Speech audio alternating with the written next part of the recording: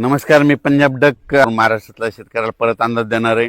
पण राज्यात मात्र 1 जुलैपासून ते म्हणजे जुलैच्या पहिल्या आठवड्यात मात्र राज्यात काही काही ठिकाणी धुमाकूळ पाऊस घालणार आहे, जोरदार पाऊस पडणार आहे. त्याच्यामुळे सर्वप्रथम मुंबईकर, पुणेकर, अकोले, अहिल्यानगर, संगमनेर, ओझर ह्या पट्ट्यातल्या नाशिक, नंदुरबार, धुळे, जळगाव ह्या शेतकऱ्यांनी काळजी घेण्याची गरज आहे.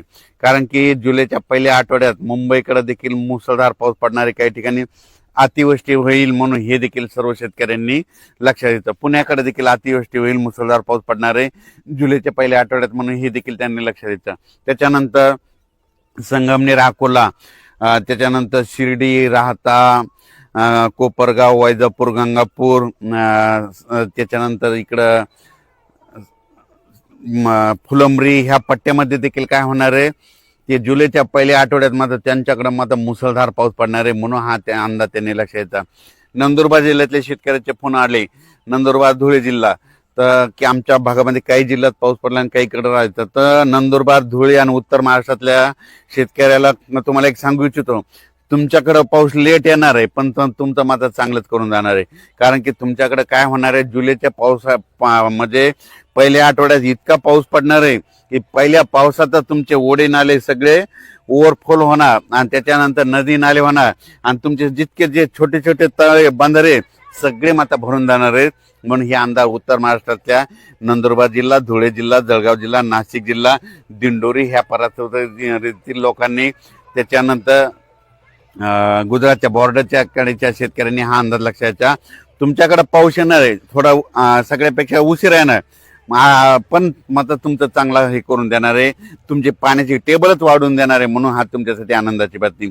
त्याच्यानंतर मराठवाड्यातल्या शेतकऱ्याला सांगू इच्छितो, मराठवाड्यामध्ये परभणी जिल्हा, बीड जिल्हा, लातूर जिल्हा, हिंगोली जिल्हा, नांदेड जिल्हा, संभाजीनगर आणि जालना जिल्हा 8 तारखेपर्यंत मराठवाड्यात दररोज वेगवेगळ्या भागात, वेगवेगळ्या गावात, वेगवेगळ्या तालुक्यात असा दररोज वेगवेगळा भाग पकडत असा पाऊस पडणार आहे. म्हणून मराठवाड्यातल्या शेतकऱ्यांनी हे अंदाज लक्षात घ्यायचा.